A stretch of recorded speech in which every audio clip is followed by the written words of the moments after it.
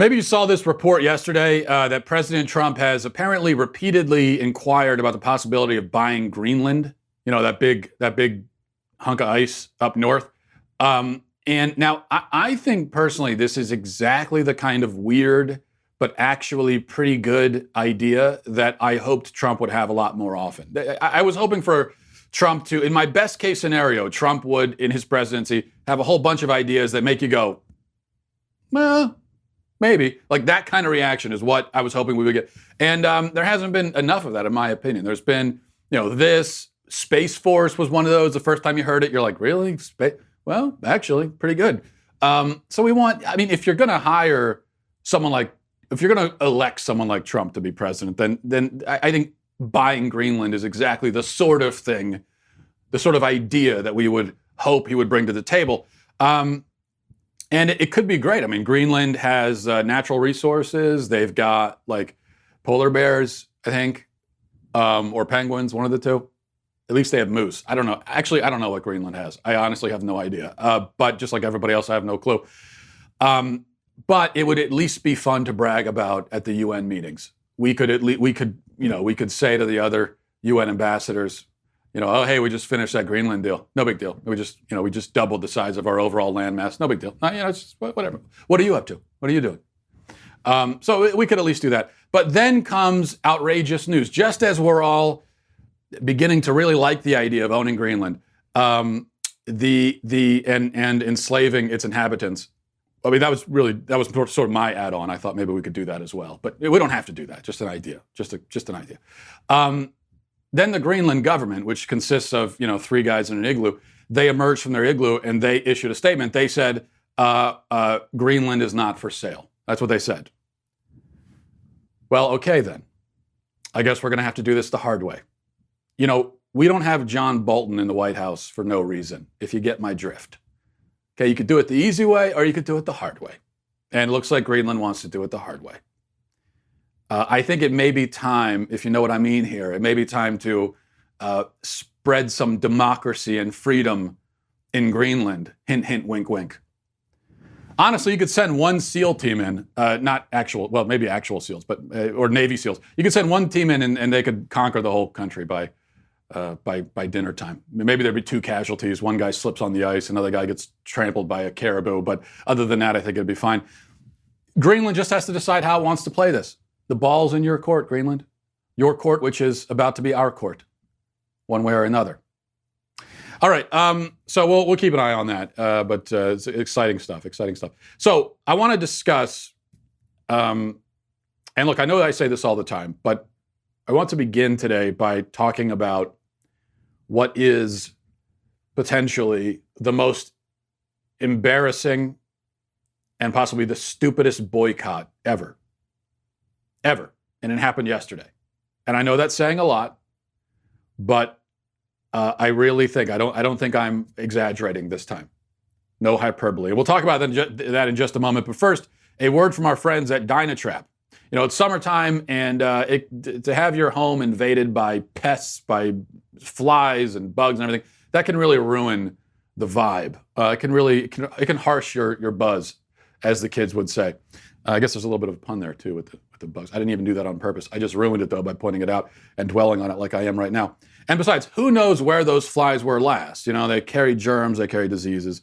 And so when they're landing on your food, they're in your kitchen, you got to think about that. That's why we'd like to thank our sponsors over at Dynatrap. Dynatrap is the leading manufacturer of outdoor mosquito and insect traps. And now they've come up with a solution. They're bringing all that know-how inside and dealing with the problem where I think it really matters, and that's inside your home. And that's with the Dynatrap Flylight. The Dynatrap Flylight works day and night to attract and trap flies, fruit flies, mosquitoes, other pesky insects. And, it really works. We've been using this stuff for weeks now, and we haven't had any problem at all with bugs in the house. And that's saying something because we have 3 kids. So they're constantly leaving the door open. No matter what we say, they're always leaving the door open. And but we haven't had a problem. So you can get yours now at Dynatrap.com. That's Dynatrap.com. Enter the promo code Walsh and receive 15% off any of their products. I'm telling you, you got to get this. And it's, it's not like one of those little sticky paper things. It's just it looks like a little subtle night light that you plug into an outlet and you forget about it, and it takes care of the problem for you. Dynatrap, the safe, silent, simple solution to household insect control. All right, so yesterday the hashtags boycott CVS and CVS denies care were both trending on social media. And if you went and checked those hashtags, you would have found lots of people panicking that CVS was denying them birth control, CVS was attacking women's access to birth control, CVS was attacking women's health, CVS was blocking access to birth control, CVS was preventing women from getting birth control, CVS is anti-women, CVS is killing women, CVS is evil. This is all the stuff you would have seen on Twitter. And the ACLU obviously jumped in on the action because there is no outrage too petty for the ACLU. If there's a petty outrage anywhere, they're going to be there on the scene. NARAL, the extremist pro-abortion group, they were on the dog pile as well. Well, why? What did CVS do wrong? Now, you might assume when you see this, you would think, oh, they must have, they hiked their prices on birth control a little bit or something like that. It's even dumber than that, okay? I told you this is the dumbest boycott of all time. That's not an exaggeration. Get ready for this. The boycott began with a startup company called Pill Club, which is a pill delivery service. And if I could, a side note just for a moment to remark on the fact that it's creepy yet appropriate that something called Pill Club exists in modern America. But in any case, Pill Club, as I said, it's a startup company. They deliver pills. Well, Pill Club is in a dispute with CVS because their contract with CVS came up, and CVS wants to renew that contract with lower reimbursement rates, meaning Pill Club would get less money from CVS for delivering CVS's pills to customers. And that's it. That's the whole thing. That was the reason for a nationwide boycott. One pill delivery company will be getting slightly less money for delivering pills. And this somehow translates to women being prevented from using birth control. I mean, it's just, I don't think I've ever seen a boycott that is this wholly unjustified and pointless. There have been a lot of unjustified and pointless ones, but I've never seen it this bad before. So let's follow this logic all the way through. If CVS is charging Pill Club more, or rather they are paying Pill Club less, then that means Pill Club will either have to charge its customers a few bucks more or stop delivering CVS pills entirely, worst case scenario. Which means that if you're a woman who has Pill Club delivering you birth control pills, you're either going to have to pay a little bit more or find a different delivery company or, God forbid, leave your house and go to the store yourself to pick up the pills. And somehow this minor amount of energy being asked to put in this tiny little bit of effort to leave your house. You leave your house all the time for things. So now all you got to do on your way home from all the other things you're doing, stop by CVS to pick up your birth control pills. That now is an attack on your very health and well-being. Guys, this birth control thing is just so absurd at this point. We've now reached a point where a woman is being attacked and being prevented from using birth control if the birth control is not transported directly to her door for cheap. If she has to put in, if she has to pay a little bit more or leave her house, then she's being persecuted. Meanwhile, all the women who complain that they can't, here's the thing. If you are a woman in modern America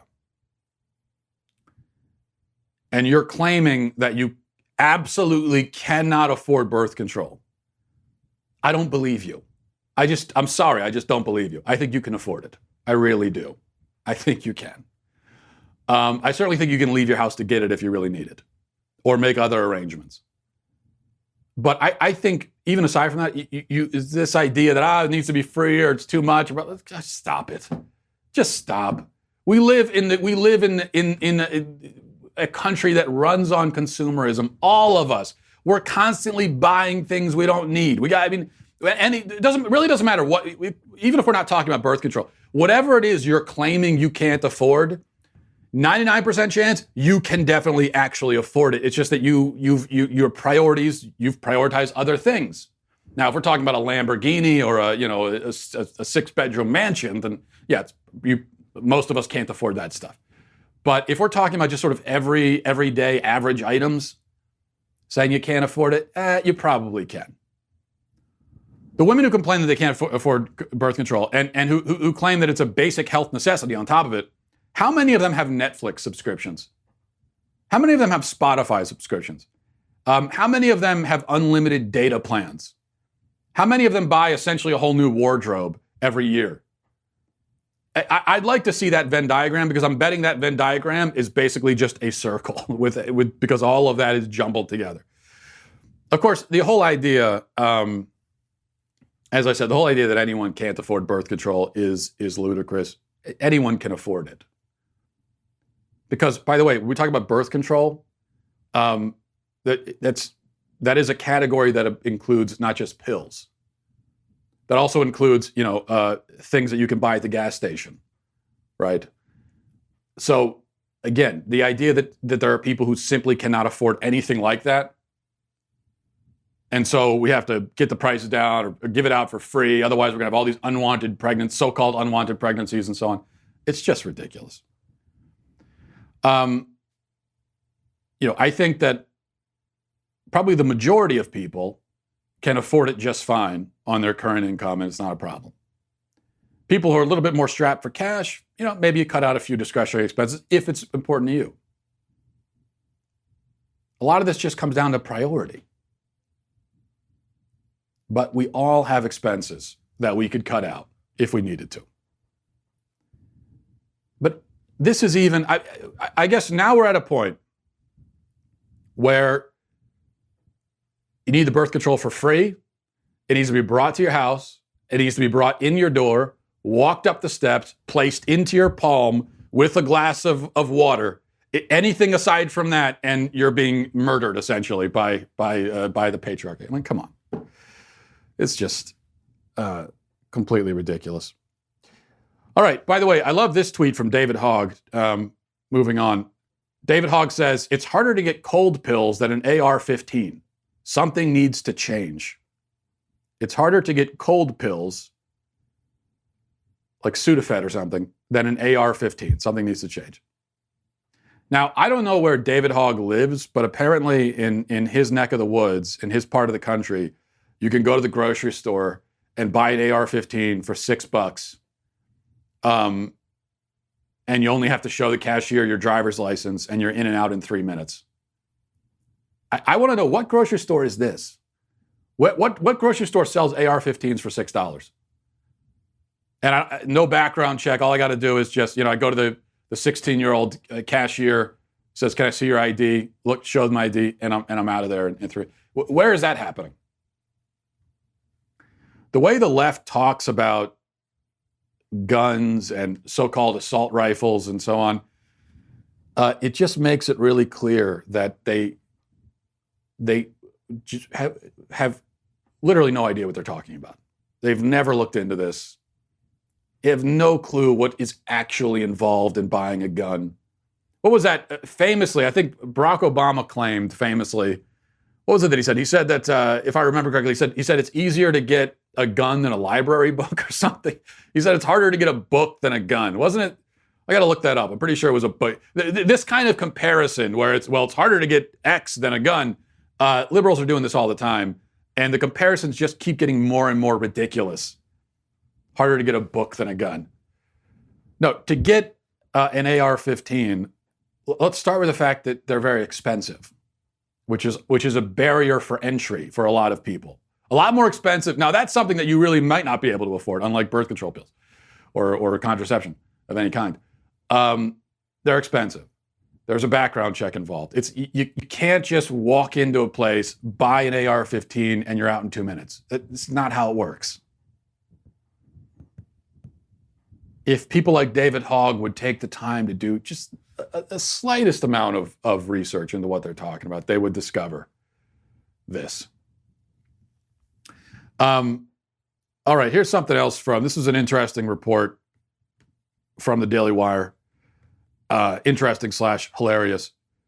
It says the journal of one New York University's Women's and Gender Studies program. So you know it's going to be good. This is a journal from a New York University's Women's and Gender Studies program. You know whatever's going to happen, whatever comes next, you know it's good. It's published a paper that insists that milking cows is comparable to sexual abuse, emotional trauma related to pregnancy, and non-consensual hormone treatments. Oh my gosh. The paper, oh wow, okay, and this is not a joke, apparently, this is real. The paper is titled, Readying the Rape Rack, Feminism and the Exploitation of Non-Human Reproductive Systems. It was included in Dissenting Voices, published and edited by the Women's and Gender Studies program at the college at Brockport State University of New York. Ryan notes that the author and intern for Brockport's Women's Studies department, Ryan is Celine Ryan, who's writing for Campus Reform. She says, an intern for Brockport's Women's Studies department asserts that she must discuss the under-researched feminist aspects of animal agriculture, adding, the same way women's health has been at stake for years, the dairy cow's reproductive system has been poked and prodded. The author writes, throughout our lives, we are offered an idealized image of dairy cows where these animals graze on beautiful pastures, have room to sow and play, and are comforted in spacious areas in which to sleep. We are presented with images of a life well lived, but when it comes to the deaths of those same animals, the picture-perfect story comes to a grim reality. Dairy cows are forcibly impregnated or raped, and blah, blah, blah. Okay, anyway, it goes on from there. So this is a feminist issue, with feminists now comparing themselves to cows, apparently.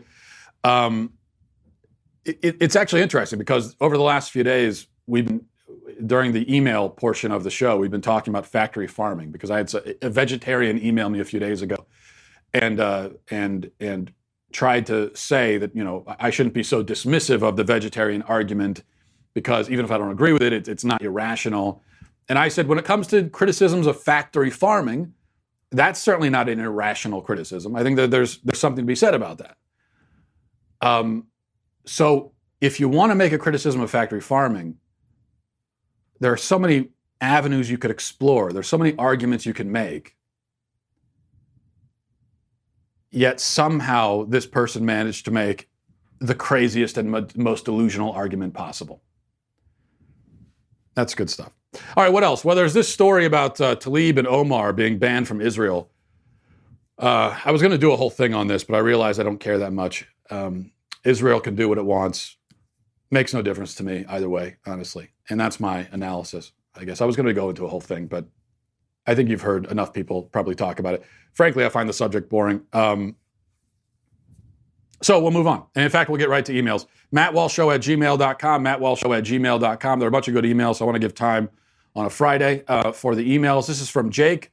Says, great overlord of this multiverse and other multiverses. Yesterday, you gave the example of the 16-year-old boy dating a 49-year-old man that was highlighted on Pink News.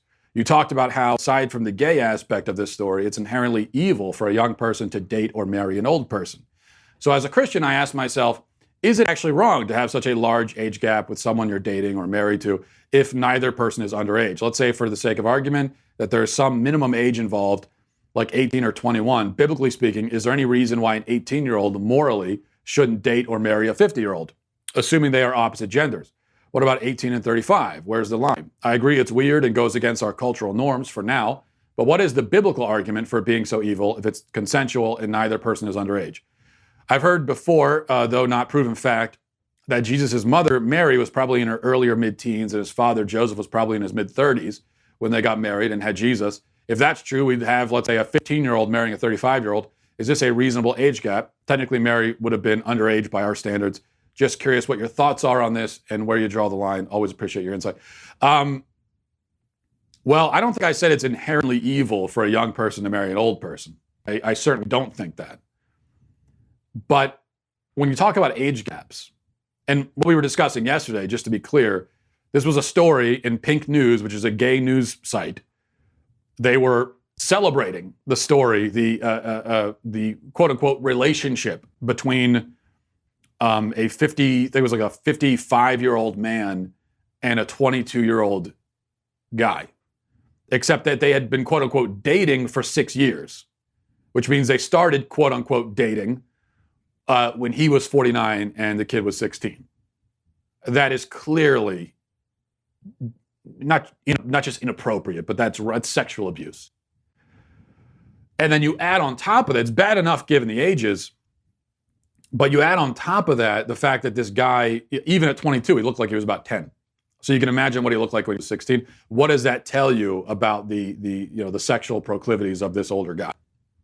So that clearly is wrong. However, I don't think I ever said that it's inherently wrong for there to be some sort of age gap between two people who are in a relationship. It's just that there's a difference, right? There's a difference between, say, someone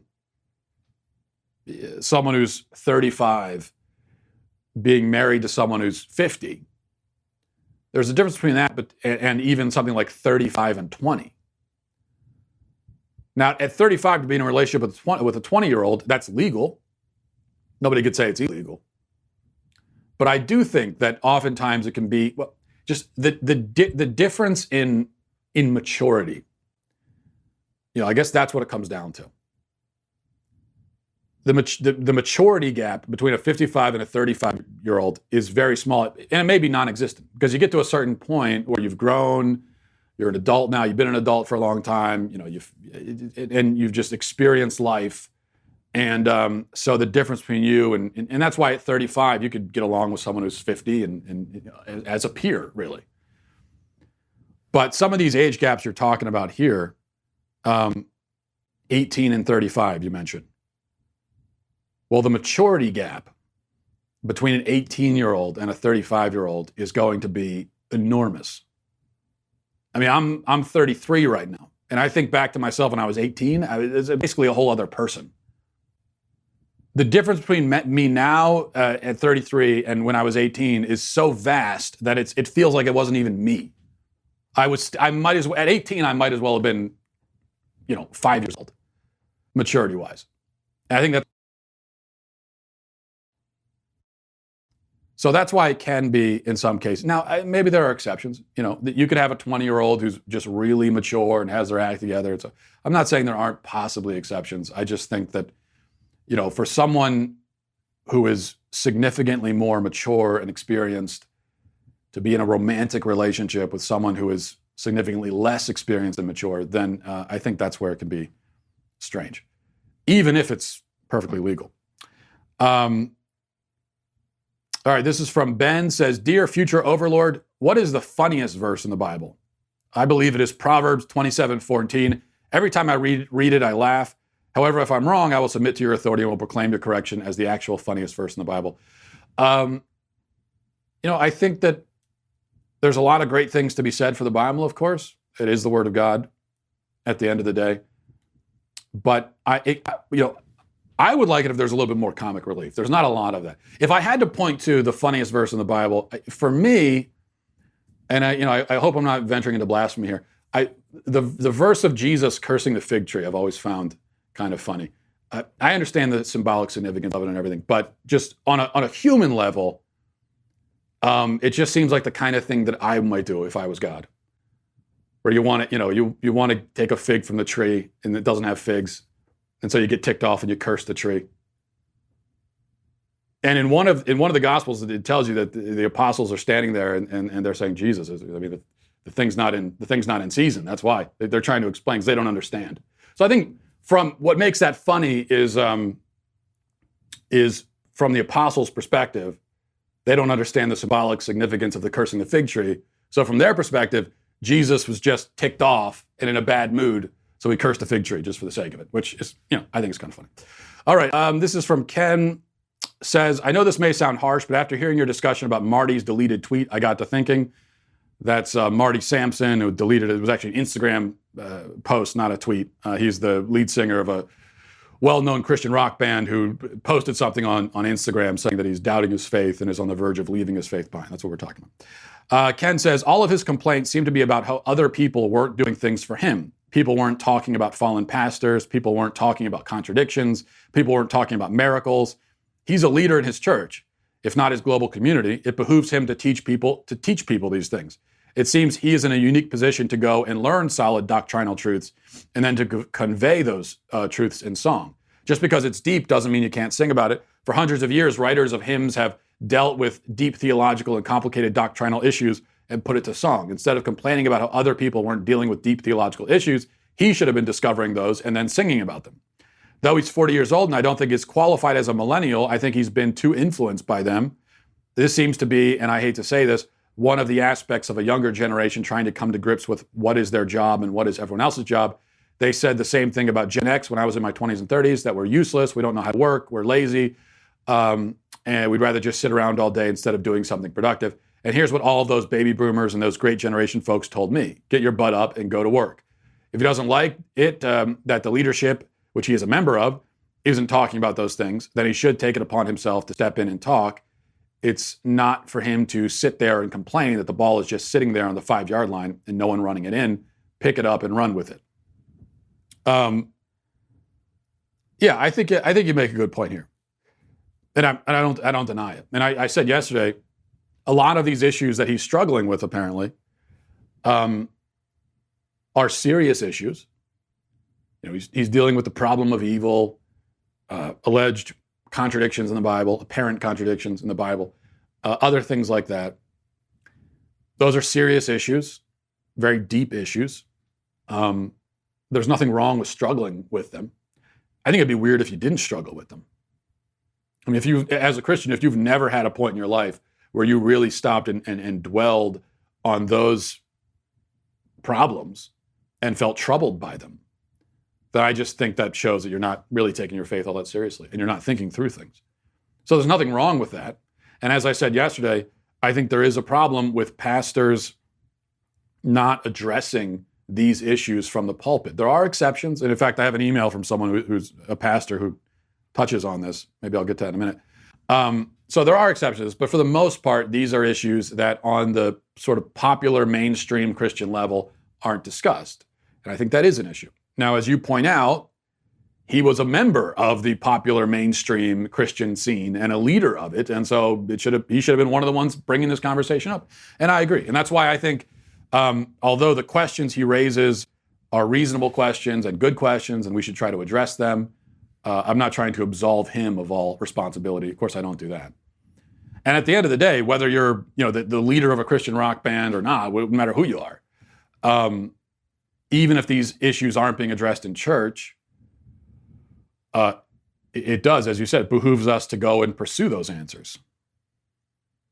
I just think we shouldn't have to pursue them quite as much because this is what churches should be doing. It's one of the main things churches should be doing, in my view. All right, this is from Thomas. Can we just read one? Oh, we have two emails from two different Thomases. This is from Thomas. Says, "Hey, Matt, I was a CO on Rikers Island until I retired about 2 years ago, and it's not uncommon for COs to sleep on the midnight tour. It seemed to me that some COs took it for granted that it was a given that they would sleep. Some housing areas had spas, inmate suicide prevention aides. I guess SPA is the acronym there, who were supposed to supplement our tours of the area and let us know of any problems with any inmates. I never really trusted SPAs, and I would have preferred to have them locked in on the midnight tour. I was pretty vigilant in making my tours with my trusty rechargeable streamlight. Hey, you never know. Also, we were taught that an inmate could hang themselves from low places as well. On Rikers, like at MCC, there was tons of mandatory overtime. A common refrain from the captain would be, "You're stuck." Another was, "Put an H on your chest and handle it." In some jails on Rikers, COs would get stuck 4 out of 4 days. Most COs on Rikers work a 4 and 2 day rotation, 4 days on, 2 days off. You also work, many work the wheel, which is a different shift every week. Also, I was thinking, could Epstein's broken bones have come from him possibly thrusting his head forward a bunch of times, possibly to overcome his instinct for survival, and perhaps that might explain the shrieking that supposedly occurred? We'll never know, but it would make for a good movie like The International, which I watched the other day, but it was only available on pay-per-view, and I was feeling cheap that day. Thanks for that added note at the end. Your perspective and insight as a former prison guard is valuable. So that's interesting and slightly concerning to know that sleeping on the job among prison guards is so common. Not sure I'm a huge fan of that. But the idea that he could have broken his own neck by thrusting his head forward It's possible. It just seems implausible to me. It seems very implausible. The kind of force that would be required to do that, well, you don't hear about it very often. People thrusting their head back and forth and breaking their neck in the process.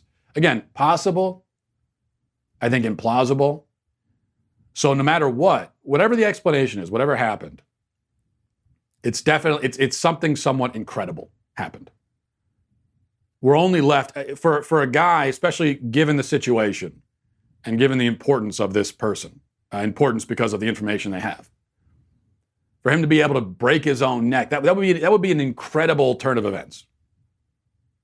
The other possibilities, which may include, for instance, someone getting to him, paying off prison officials or whatever would be involved, that would also be incredible. And so now it's just sort of which explanation is more incredible, and I guess it's left to each individual to decide that. This is from the other Thomas, who's the pastor I mentioned before. Says, "Hi, Matt. I never missed your show, and I appreciate you being upfront about things the Apostle Paul called hard to be understood. As an independent Baptist pastor who frequently covers apologetics, the harmony of the Gospels, and seemingly confounding questions from the pulpit, I can tell you from experience that only a very small percentage of Christians actually retain or work to retain such technical information. I think that's why many pastors avoid these things from the pulpit, because they figure, what's the point? However, some, such as myself, still do address these things in pulpit ministry, because even if the people don't often retain it, at least they know now that there are explanations if they want them. This increases their faith, even if they don't allow their knowledge to be increased so much. They end up knowing explanations exist. They just can't articulate them like you or me. Just imagine if all Christians learned to articulate difficult things about the Christian faith. Perhaps we'd have retained a little more respect over the years. The other reason I still address difficult things in the pulpit is because of trust in leadership. These people will know that I'm going to tell them the truth, because some of these issues we deal with don't have a slam dunk answer. A leader willing to say, we don't fully know that, proves this honesty. I like what Ravi Zacharias says. God has put enough into this world to make faith in him a most reasonable thing, but he has left enough out to make it impossible to live by sheer reason alone. Faith and reason must always work together in that plausible blend. Thanks for all you do. Yeah, Thomas, I think that's probably one of the reasons why pastors pastors aside from yourself and the minority who do, that might be one of the reasons why most pastors don't address these difficult issues is because, I guess, as you say, they figure, what's the point? I think, though, more common reason, I think probably there are a lot of pastors who don't think about these things either, and don't understand them enough to talk about them, don't study it, just don't take it seriously. I think that it's very clear to me that there are a lot of church leaders in this country who have an understanding of the Bible that's very paltry and pathetic. And so all they can really do is give you talking points and cliches and surface level, because that's as far as their own understanding goes. So I think that's part of the problem. And I think that there's also a cowardice among some pastors that they don't want to get into these deeper issues and problems. They especially don't want to, as you said, with some of these things, there isn't a slam dunk answer. There isn't really an answer at all. You get into the question, you think about it, you dissect it, and at the end of it, you're left still with a question. And that's okay, because we're not going to understand everything in the universe. But I think there are some pastors who are afraid of that, and so they don't want to talk about it. But either way, I think all of these excuses are bad, because this is what you do as a pastor is exactly what pastors need to be doing. What's the point? If you're not addressing the questions that really matter, and that people are the kinds of things that really trouble people, at least trouble the people who bother to think about them. If you're not addressing that, then why even get up there and say anything? What is the point? If you're going to avoid all of the difficult questions related to faith, then I just think that you're in the wrong profession entirely. You might as well go be a used car salesman. There's just no reason for you to be doing this. Not you specifically, but pastors in general. So I like what you're doing. I think you're being a little too generous maybe to some of your pastor friends who don't do the same thing. I think this is exactly what needs to be done. Something like, there's the issues with the Bible, but things like, as we talked about, the problem of evil, the problem of suffering, I'm not saying that every time you get up there on the pulpit, you need to be dealing with that question, but this should be a question that is returned to frequently. Because this is one of the core problems, one of the main issues that people have. All right, but thanks for the email, and thanks everybody for watching. I'm on vacation next week, so I'll talk to you in a couple weeks. Godspeed.